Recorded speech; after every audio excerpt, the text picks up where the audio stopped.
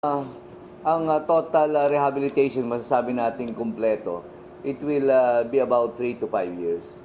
Depende yan sa takbo ng ating support system, saka ano mga projects na i-implement. Ang gusto ko ng ating presidente, ang ating gagawing rehabilitation ay masasabi nating better, build back better communities. So, kung ang mga bahay na nagawa before ay may kapasidad lang to withstand 100 km per hour wind, ang gusto ng ating presidente, kailangan maka-withstand ito ng 250 km per hour wind.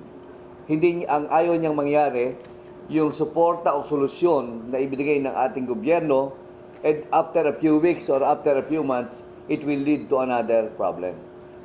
Kaya ang very meticulous ang ating presidente na ang gusto niya, pag nagawa tayo ng solusyon, ang solusyon na yan ay efficient at effective.